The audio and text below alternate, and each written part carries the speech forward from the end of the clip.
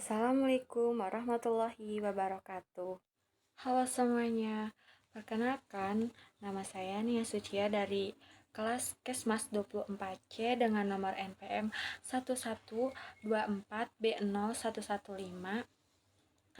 Saya berkuliah di Sekolah Tinggi Kesehatan Indonesia Wira Utama atau sering disingkat STKindo Wira Utama. Nah, di sini saya akan mempresentasikan tugas dasar kependudukan dengan tema konsep kependudukan dan program KB di Indonesia. Dosen pengampunya itu adalah Bapak Ahmad Jailani SKM MHKes MKM. Next, langsung aja ya. Oke, di sini saya akan mempresentasikan dengan tema konsep kependudukan dan program KB di Indonesia. Nah, next slide yang selanjutnya yaitu ada pendahuluan. Negara berkembang seperti Indonesia menghadapi berbagai tantangan di bidang kependudukan. Permasalahan ini tidak hanya berdampak pada aspek sosial tetapi juga sangat mempengaruhi pembangunan ekonomi dan kesejahteraan masyarakat. Nah, masalah utama kependudukan, Indonesia merupakan salah satu negara terbesar di dunia. Jumlah yang besar ini menjadi beban yang tidak seimbang jika tidak diimbangi dengan lapangan pekerjaan, pendidikan, dan layanan kesehatan yang memadai. Pertumbuhan penduduk yang tinggi juga, laju pertumbuhan penduduk yang cepat menyebabkan peningkatan kebutuhan akan pangan, pendidikan, perumahan, dan kesehatan. Nah, hal ini bisa menimbulkan kemiskinan dan pengangguran jika tidak dikelola dengan baik. Nah, penyebaran penduduk tidak merata juga konsekuensi penduduk banyak terjadi di daerah-daerah tertentu. Nah, contohnya itu kayak di Pulau Jawa, sedangkan wilayah lain masih jarang penduduk. Ketimpangan ini menyebabkan tekanan pada sumber daya di daerah padat dan kurangnya pembangunan di daerah yang jarang penduduk. Nah, kualitas yang rendah. Rendahnya tingkat pendidikan, kesehatan, dan keterampilan penduduk membuat mereka sulit bersaing di dunia kerja dan produktivitas ekonomi menjadi rendah. Nah, dampak dari permasalahan kependudukan, masalah-masalah tersebut dapat menjadi penghambat utama dalam proses pembangunan nasional. Pertumbuhan ekonomi menjadi lambat, angka kemiskinan meningkat, ketimpangan sosial semakin melebar. Nah, solusi dan peran pemerintah. Nah, kebijakan pengendalian penduduk. Pemerintah perlu mengeluarkan regulasi dan program yang mengatur pertumbuhan penduduk seperti pemerataan pembangunan antar wilayah agar tidak menimbulkan ketimpangan sosial. Terus peningkatan kualitas pendidikan serta fasilitas kesehatan dan lapangan kerja. Nah, terus program keluarga berencana atau KB itu, program KB menjadi solusi penting untuk menekankan laju pertumbuhan penduduk dengan merencanakan jumlah jarak anak. Nah, keluarga dapat hidup sejahtera dan anak-anak juga bisa tumbuh sehat dan berkualitas. Nah, slide selanjutnya pengertian penduduk. Penduduk adalah semua orang yang tinggal di suatu wilayah dalam jangka waktu tertentu. Nah, jadi penduduk adalah semua orang yang berdomisili di wilayah geografis Republik Indonesia selama 6 bulan atau lebih, atau mereka yang berdomisili kurang dari 6 bulan tetapi memiliki tujuan ingin menetap. Nah, arti dari domisili itu artinya itu tinggal atau menetap di suatu tempat. Nah, jadi penduduk tidak hanya dihitung dari lama tinggal, tetapi juga dari niat seseorang itu untuk kayak dia ada niat untuk tinggal secara menetap atau tidak. Nah, ini mencakup warga negara Indonesia maupun asing yang tinggal dengan izin resmi di wilayah Republik Indonesia ini. Nah, contohnya itu seperti saya. Saya kan aslinya itu orang Tangerang, tetapi saya kan berkuliah di Kabupaten Bandung. Nah, saya kan harus berkuliah selama 4 tahun. Nah, itu juga termasuk saya itu termasuk penduduk di Kabupaten Bandung ini. Nah, Slide selanjutnya, dinamika kependudukan. Pengertian dinamika kependudukan adalah perubahan jumlah dan komposisi penduduk di suatu wilayah dari waktu ke waktu. Nah, faktor yang mempengaruhi itu tingkat kelahiran natalis, jumlah kelahiran hidup yang menjadi dalam satu periode. Nah, yang kedua itu kematian, mortalitas, jumlah kematian penduduk dalam satu periode tertentu. Nah, yang ketiga itu migrasi, perpindahan penduduk dari satu wilayah ke wilayah yang lain, bisa masuk atau keluar. Nah, jadi kesimpulannya itu dinamika kependudukan menggambarkan bagaimana jumlah, struktur usia, jenis kelamin, dan persebaran penduduk berubah seiring berjalannya waktu.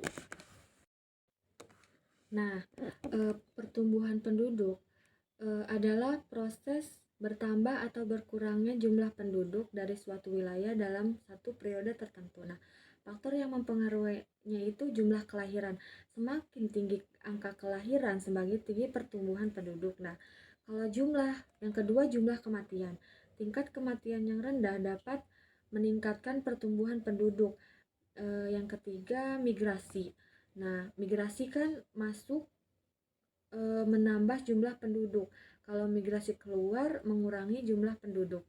Nah, jadi dinamika kependudukan menunjukkan bahwa penduduk tidak bersifat tetap, melainkan terus berubah. Berubah ini dipengaruhi oleh 3 faktor. Faktor utamanya itu adalah kelahiran, kematian, dan migrasi. Nah, misalnya jika banyak orang yang pindah ke kota tertentu, maka jumlah penduduk di kota itu akan meningkat atau menambah. Begitu juga jika angka kelahiran tinggi dan angka kematian rendah, maka pertumbuhan penduduk juga akan meningkat. Oke, next. Slide yang selanjutnya, transisi demografi. Transisi demografi adalah perubahan pola kelahiran dan kematian dari angka yang tinggi ke angka yang rendah seiring berjalannya waktu dengan perkembangan sosial, ekonomi, dan teknologi di suatu negara. Nah, jadi ada 4 tahap transisi demografi. Yang pertama itu pratransisi. Tingkat kelahiran dan kematian sangat tinggi. Pertumbuhan penduduk itu nyaris nol karena angka lahir dan angka mati sangat sama-sama tinggi. Nah, yang kedua, transisi awal. Tingkat kematian menurun karena kemajuan di bidang kesehatan dan sanitasi. Tingkat kelahiran masih tinggi, pertumbuhan penduduk juga meningkat pesat. Nah, terus yang ketiga, transisi lanjut. Nah, tingkat transisi kelahiran ini menurun karena kesadaran masyarakat terhadap keluarga kecil dan akses KB. Pertumbuhan penduduk mulai melambat. Pasca transisi atau tahap industri mapan, tingkat kelahiran dan kematian sama-sama rendah atau seimbang ya. Terus pertumbuhan penduduk stabil dan sangat rendah. Nah, tahap transisi demografi di Indonesia itu saat ini berada di tahap transisi lanjut. Nah, ditandai dengan penurunan angka kelahiran berkat program KB ini ya. Angka kematian menurun karena peningkatan pelayanan kesehatan. Terus pertumbuhan penduduk masih ada tapi mulai melambat. Nah, karena adanya program KB ini jadi tingkat kelahiran itu dapat terkendali.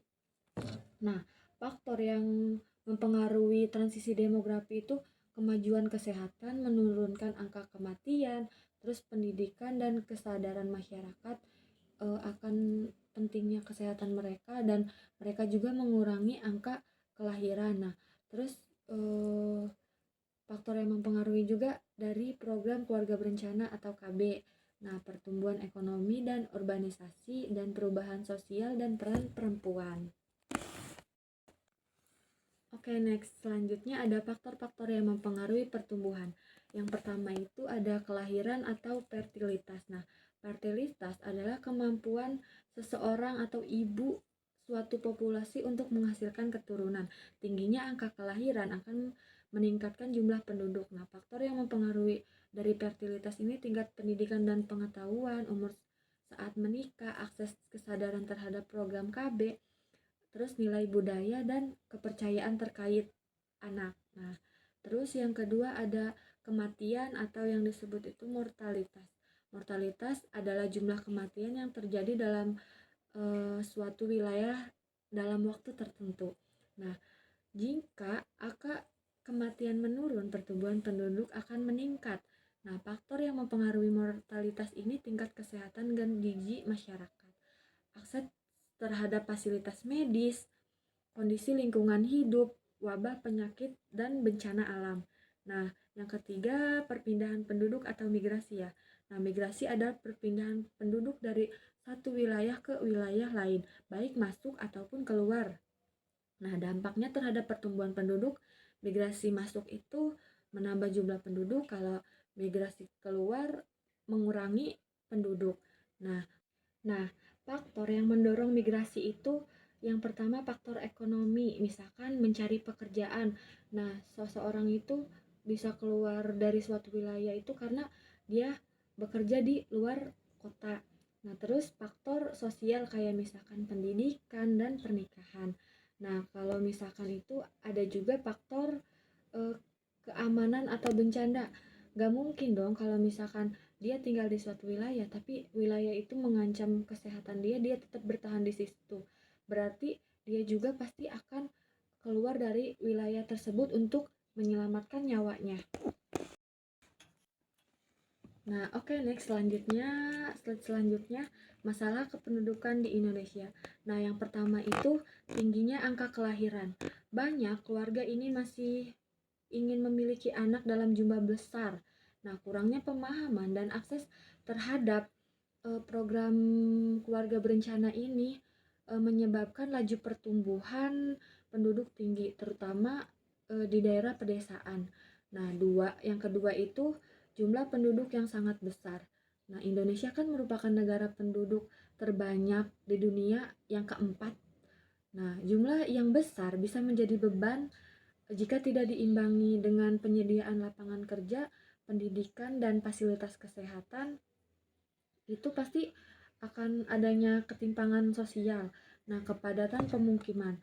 Pemukiman padat di kota-kota besar seperti Jakarta, Surabaya, dan Medan.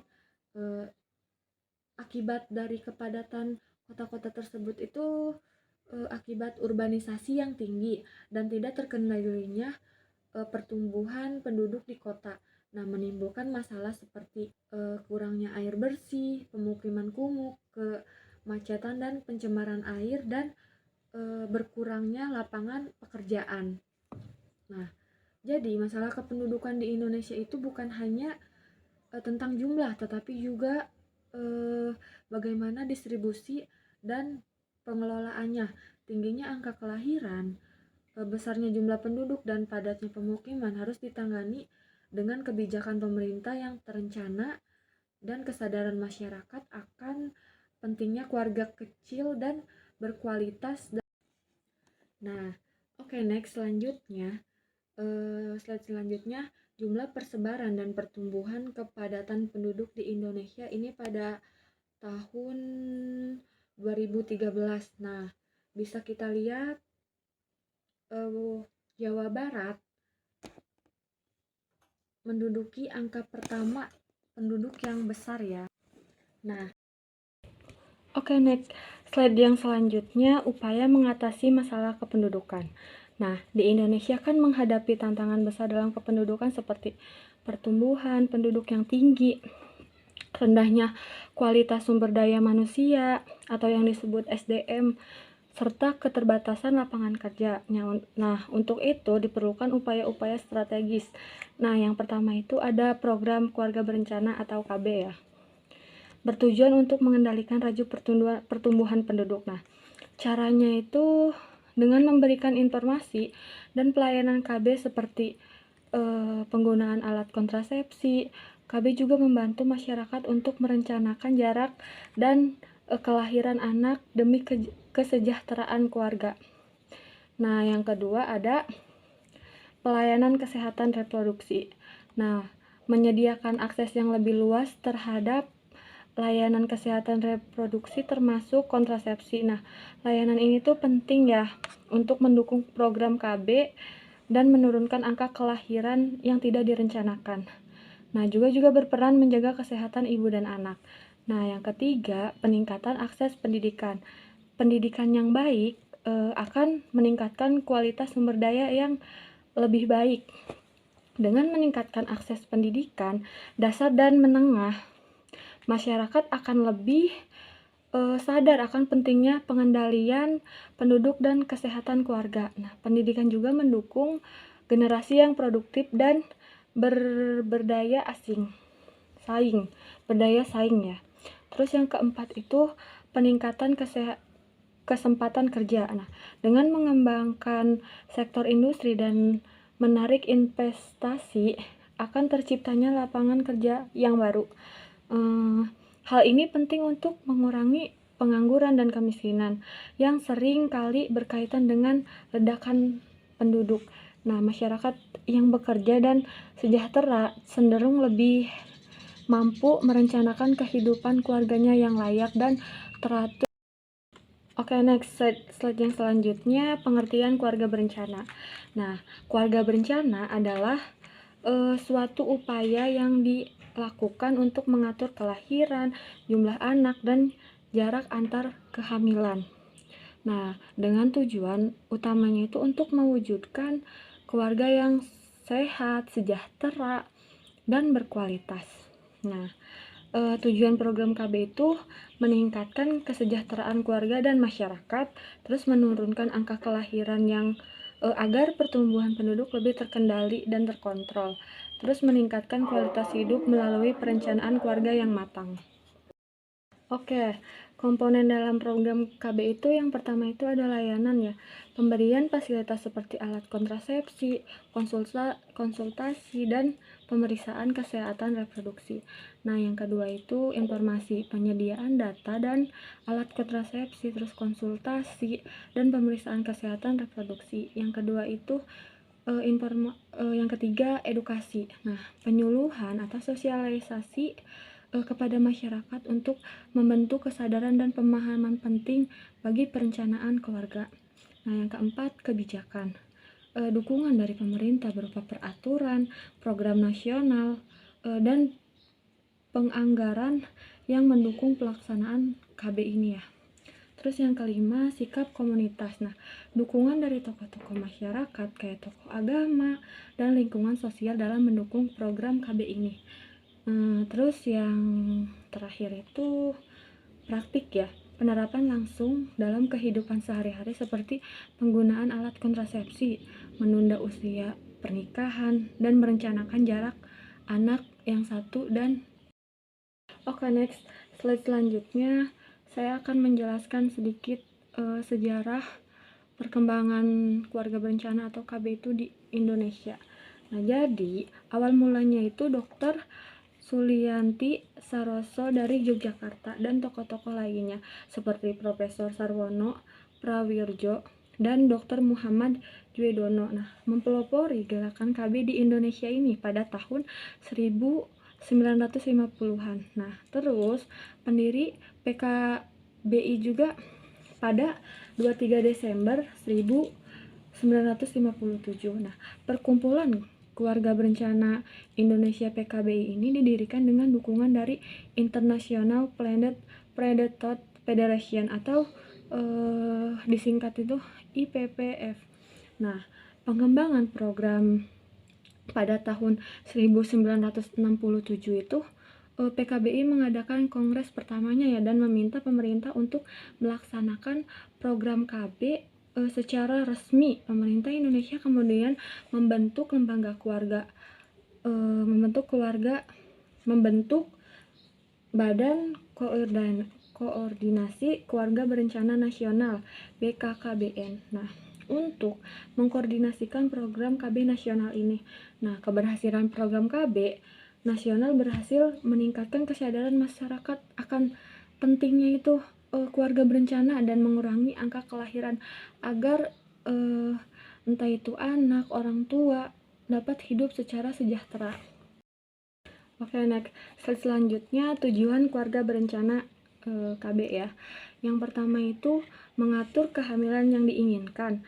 Nah, yang kedua kesehatan dan menjaga kesehatan dan menurunkan angka kematian ibu atau AKI ya. Terus Yang ketiga, kematian bayi atau balita AKB dan anak ya. Terus yang keempat, meningkatkan kualitas dan akses informasi konseling pendidikan. Nah, yang kelima, pelayanan keluarga berencana serta kesehatan reproduksi. Yang keenam, meningkatkan peran serta partisipasi pria dalam program keluarga berencana. Nah, yang ketujuh, menasosialisasikan dan mempromosikan pemberian air susu ibu ASI eksklusif. Nah, yang ke-8, upaya untuk menjarangkan kehamilan. Oke, next selanjutnya manfaat keluarga berencana. Yang pertama itu mencegah komplikasi kesehatan terkait kehamilan. Yang kedua, mengurangi angka kematian bayi atau balita. Yang ketiga, membantu mencegah penyebaran penyakit infeksi menular seperti HIV, AIDS. Terus yang kelima, memberdayakan dan meningkatkan peran masyarakat. Yang keenam, meningkatkan mutu pendidikan. Yang ketujuh, mengurangi angka kehamilan pada remaja. Yang kedelapan, membantu perlambatan jumlah penduduk. Oke, next slide selanjutnya. Kapan sih program berencana dilakukan? Nah, yang pertama, didirikannya Perkumpulan Keluarga Berencana di Indonesia atau yang sering disebut PKBI pada 23 Desember 1957. Nah, terus sebelum PKBI ada beberapa tokoh pelopor KB di Indonesia seperti Profesor Sarwono, Prawihorjo, dan Dr. Sulianti Saroso. Nah, pelayanan KB awalnya itu dilakukan secara sembunyi-sembunyi karena pertentangan dari masyarakat. Terus, perkembangan program KB yang Simposium Kontrasepsi di Bandung pada Januari 1967. Nah, Kongres PKBI pertama pada Februari 1967. Nah, pendiri Lembaga Keluarga Berencana Nasional atau LKBN pada November 1608. Nah, pendiri Badan Koordinasi Keluarga Berencana Nasional BKBN pada 1970.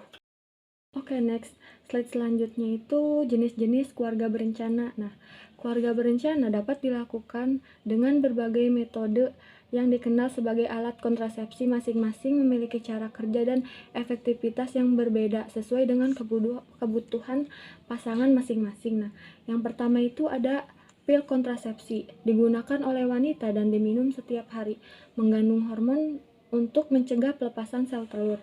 Keunggulannya itu praktis, mudah didapat, namun kekurangannya itu harus diminum rutin setiap hari. Nah, bisa juga menimbulkan efek samping seperti hormonal tidak seimbang.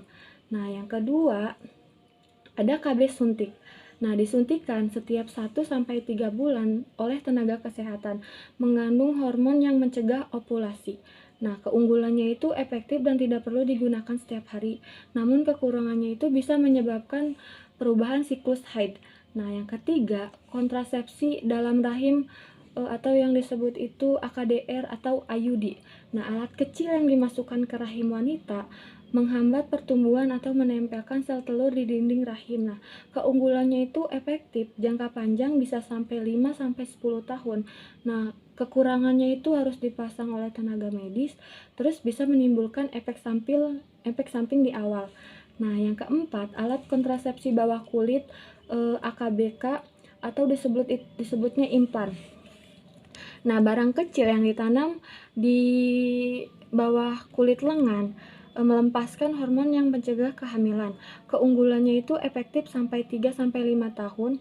Nah, kekurangannya itu bisa menyebabkan gangguan haid dan harus dipasang oleh tenaga medis. Nah, yang kelima, alat kontrasepsi kondom digunakan saat berhubungan seksual. Tersedia untuk pria dan wanita, menghalangi sperma masuk ke rahim. Keunggulannya itu melindungi dari kehamilan saat berhubungan seksual dan juga bisa mencegah infeksi menular seksual. Nah, kekurangannya itu harus digunakan setiap kali berhubungan dan bisa bocor jika tidak digunakan dengan benar. Oke, yang selanjutnya itu yang keenam, metode segama terputus. Pria menarik penis sebelum ejakulasi agar sperma tidak masuk ke dalam rahim. Nah, keunggulannya itu tidak memerlukan alat, tetapi kekurangannya itu memiliki resiko kehamilan tetap tinggi jika tidak dilakukan dengan tepat. Jadi, pemilihan metode alat kontrasepsi itu sebaiknya disesuaikan dengan kondisi kesehatan masing-masing seperti usia dan rencana keluarga. Nah, konsultasi dengan tenaga medis juga sangat penting ya agar ketika kita memilih metode yang kita dipilih itu aman dan efektif untuk kita. Oke, slide selanjutnya sasaran program keluarga berencana. Nah, yang pertama itu ada pasangan usia subur atau disebut PUS. Nah, yaitu pasangan suami istri yang berusia 15 sampai 49 tahun. Nah, merupakan sasaran utama karena berada dalam masa produktif ya, produksi aktif. Tujuannya itu mengatur jumlah dan jarak kelahiran anak melalui penggunaan alat kontrasepsi. Yang kedua, perempuan dengan kebutuhan khusus. Nah, termasuk yang perempuan dengan disabilitas juga atau kondisi medis tertentu juga karena mereka juga memiliki hak untuk mendapatkan informasi, edukasi, dan pelayanan keluarga berencana yang sesuai dan ramah. Nah, tujuannya itu menjamin inklusivitas dan keadilan akses terhadap layanan kesehatan reproduksi. Nah, yang ketiga ada remaja. Nah, remaja usia 10 sampai 24 tahun itu menjadi kelompok pranikah yang perlu diberikan edukasi tentang kesehatan reproduksi. Nah, tujuannya apa sih? Kayak untuk menunda usia perkawinan, mencegah kehamilan yang tidak direncanakan atau tidak diinginkan, terus meningkatkan kesadaran akan pentingnya perencanaan keluarga sejak dini. Nah, slide selanjutnya ruang lingkup program keluarga berencana. Nah, yang pertama itu ada keluarga berencana, yang kedua kesehatan reproduksi remaja, yang ketiga ketahanan dan pemberdayaan keluarga, yang keempat penguatan pelembagaan keluarga dari keluarga kecil yang berkualitas. Nah, yang kelima keserasian kebijakan kependudukan. Yang keenam, pengelolaan sumber daya manusia SDM aparatur. Nah, yang ketujuh, pelayanan kepemerintahan, kepemimpinan kenegaraan. Yang kedelapan, peningkatan pengawasan dan akuntabilitas aparatur negara. Oke, slide selanjutnya itu strategi pendekatan keluarga berencana. Nah, dalam melaksanakan program KB ini digunakan berbagai strategi pendekatan agar lebih efektif menjangkau semua lapisan masyarakat dan berkelanjutan. Nah, yang pertama itu pendekatan ke masyarakat, melibatkan partisipasi aktif masyarakat, tokoh agama, tokoh adat, dan organisasi sosial. Nah, tujuannya apa sih? Kayak untuk membangun kesadaran bersama akan pentingnya perencanaan keluarga melalui program keluarga berencana ini melalui pendekatan budaya dan nilai lokal. Nah, yang kedua, pendekatan koordinasi aktif. Melibatkan koordinasi antar instansi pemerintah dan lembaga non-pemerintah secara aktif. Nah, tujuannya itu memastikan program keluarga berencana ini berjalan serentak, saling mendukung, dan efisien. Yang ketiga, pendekatan integratif. Nah, program KB diintegrasikan dengan sektor lain seperti kesehatan, pendidikan untuk peningkatan kualitas hidup keluarga. Nah, yang keempat, pendekatan kualitas. Fokus pada peningkatan mutu layanan KB termasuk tenaga kesehatan, alat kontrasepsi, serta edukasi yang diberikan. Nah, tujuannya itu memberikan pelayanan yang aman, yang ramah, dan sesuai kebutuhan masyarakat. Nah, yang kelima, pendekatan kemandirian. Mendorong masyarakat untuk aktif mandiri dalam mengakses dan mengikuti program KB ini. Nah, tujuannya itu untuk menciptakan keluarga dan komunitas yang sadar dan peduli dan mampu mengelola perencanaan keluarga tanpa ketergantungan penuh pada pemerintah. Nah, yang keenam, pendekatan 3 dimensi. mencakup 3 dimensi penting ya. Yang pertama itu pendekatan jumlah, kualitas ya, mengendalikan laju pertumbuhan penduduk. Terus pendekatan kualitas, kualitas meningkatkan kualitas SDM dan pelayanan. Yang ketiga, pendekatan penyebaran, menyeimbangkan distribusi penduduk antar rendah. Nah, jadi strategi pendekatan dalam program KB ini tidak bersifat tunggal, tetapi saling melengkapi dengan pendekatan yang bersifat komunitas, terkoordinasi, integratif, dan berfokus pada kualitas serta kemandirian. Nah, program KB dapat berjalan lebih efektif dan menjangkau ke seluruh lapisan masyarakat. Selanjutnya, data prevalensi jenis-jenis keluarga berencana. Nah, data pada gambar menampilkan penggunaan berbagai jenis alat kontrasepsi atau alat KB di Indonesia pada tahun 2013 berdasarkan jumlah penggunaan masing-masing. Nah, jadi pada 2013 ini metode kontrasepsi suntik merupakan yang paling banyak di antara IUD, MOW, MOP, kondom, implan, pil, MAL. Nah, ini kan menunjukkan bahwa suntikan menjadi pilihan utama bagi masyarakat. Kemungkinan karena kemudahan dalam penggunaan, efektivitas jangka pendek, dan ketersediaan di layanan fasilitas kesehatan. Selanjutnya, jumlah angka keberhasilan program keluarga berencana atau KB ya.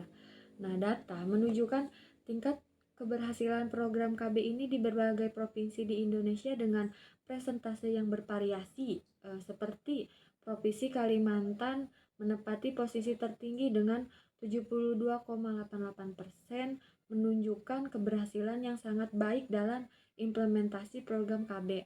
Disusul oleh Kalimantan Selatan dengan 69,91%, Jambi 68,5%, Sumatera Selatan 67,9%.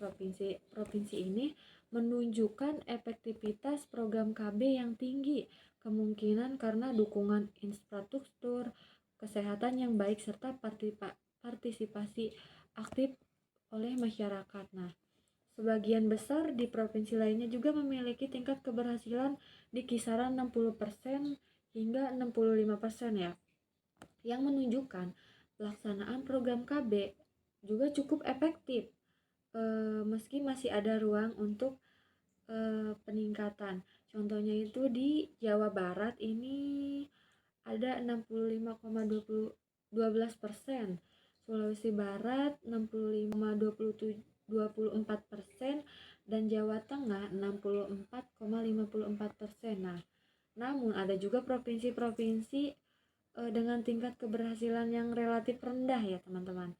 Papua, misalnya Papua ini cuma ada 23,87%, Nusa Tenggara Timur 43,87%, dan Papua Barat 39,71%, menempati posisi terbawah. Nah, rendahnya angka ini bisa menyebabkan oleh berbagai faktor seperti keterbatasan akses layanan kesehatan, kondisi geografis yang sulit dijangkau, serta tingkat edukasi dan kesadaran masyarakat rendah terhadap program KB ini. Nah, jadi secara keseluruhan data ini mencerminkan adanya ketimpangan keberhasilan program KB antar provinsi di Indonesia. Hal ini menjadi indikator penting bagi pemerintah untuk melaksanakan evaluasi dan memberikan intervensi yang lebih intensif ya pada daerah-daerah yang pencapaian program KB-nya rendah, agar program KB ini dapat berjalan secara merata dan optimal di seluruh Indonesia. Nah, oke, next. Selanjutnya itu kesimpulan ya. Nah, konsep kependudukan dalam program keluarga berencana KB di Indonesia itu merupakan upaya untuk mengendalikan pertumbuhan penduduk dan meningkatkan kualitas hidup keluarga. Nah, terus dinamika kependudukan dipengaruhi oleh faktor-faktor seperti kelahiran, kematian, dan migrasi. Nah, program KB juga menunjukkan keberhasilan dan mengendalikan pertumbuhan penduduk dan meningkatkan kualitas hidup keluarga. Nah, namun masih ada juga tantangan yang perlu diatasi seperti meningkatkan akses dan kualitas pelayanan KB. Nah, itu saja yang dapat saya paparkan. Kurang lebihnya mohon maaf. Wassalamualaikum warahmatullahi wabarakatuh.